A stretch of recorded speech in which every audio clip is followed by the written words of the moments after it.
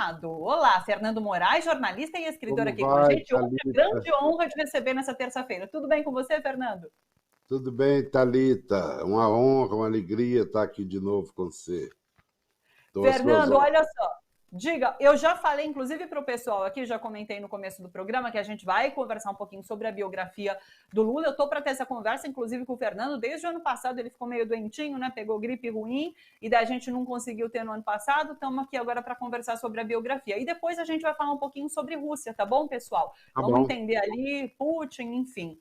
Mas o que tá eu queria bom. conversar com você, começar agora falando sobre a biografia, é o seguinte: tenho essa grande dúvida. Até hoje, Lula não se manifestou publicamente sobre a biografia, né?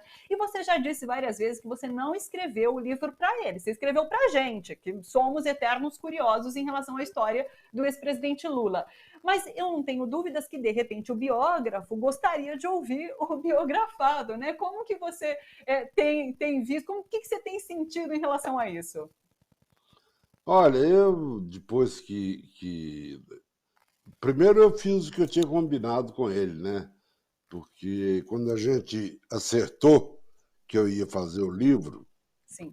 mais de 10 anos atrás, logo que ele passou o governo para Dilma, eu disse a ele que eu tinha uma única reivindicação, que eu fiquei em dúvida se ele ia topar ou não, que é o seguinte, que ele não leria Sim, os originais, que ele ia ler o livro impresso junto com mais milhares e milhares de leitores, do público. sim, E, para minha surpresa, porque, em geral, os candidatos a biógrafos, a biografados, vivos com os quais eu topei até hoje, a primeira reação é: oh, mas aí é complicado e tal. Ele não, ele topou. Então, o primeiro exemplar que saiu, a editora mandou entregar aqui em casa e coincidiu de ser na hora que ele estava embarcando para aquela turnê que ele fez sim, para a Europa. Europa recentemente. Então, ele estava na escada do avião para ir para Berlim e recebeu o primeiro livro. Bom, daqui a Berlim são 14 horas de voo, tempo suficiente, pelo menos, para uma leitura a vol d'oiseau, uma leitura diagonal. Mas nós tínhamos combinado também o seguinte: é, eu, claro que rola uma curiosidade de saber o que ele achou, mas não perguntei, já falei com ele umas 10 vezes depois que ele saiu. Algumas pessoas me disseram que ele leu, que ele gostou, mas assim, opiniões subjetivas. Ah, eu acho que ele gostou muito, porque comentou isso, comentou aquilo, mas não sei a opinião dele. Acho que pode ter ali um ou outro momento, uma ou outra revelação que pode não ter sido do gosto dele, mas é um livro real, é um livro de repórter. Não é, nem é uma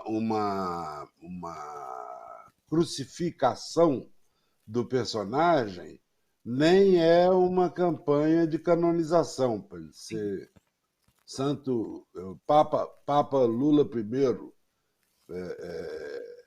Luiz Inácio I.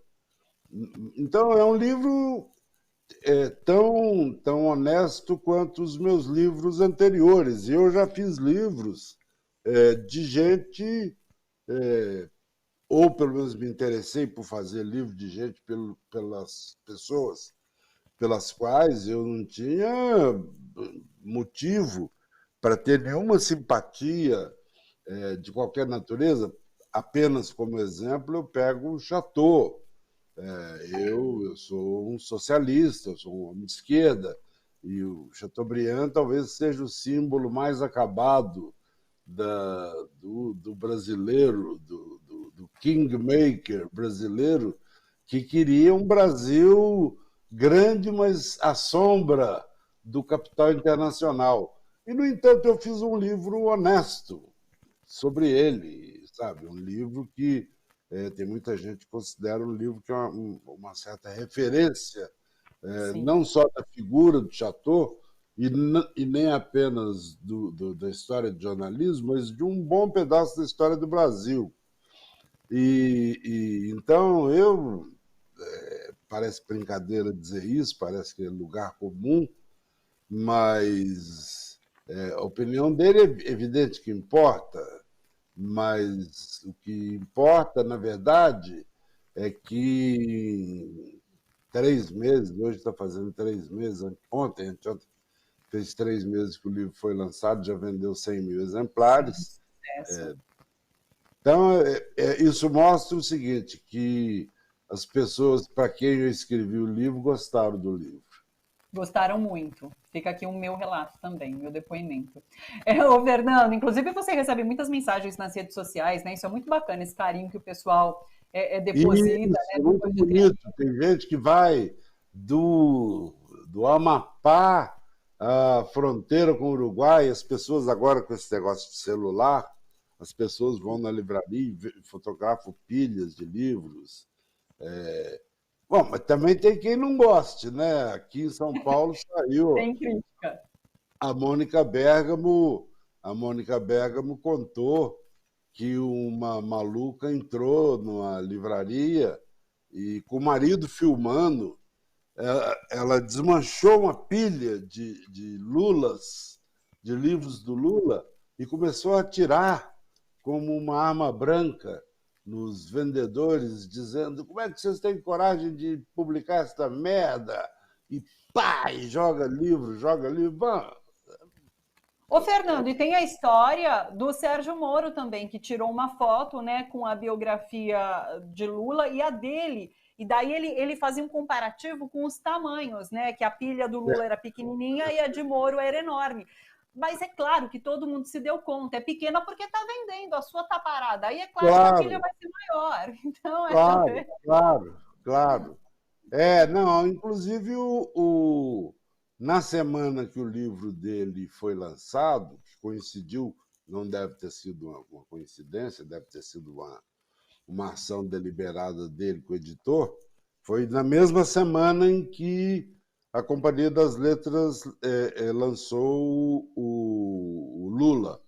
E na primeira semana, o livro dele chegou a aparecer na lista de mais vendidos, eu suponho que por uma curiosidade inicial do leitor, mas depois evaporou. sim. Evaporou, não apareceu mais nas listas.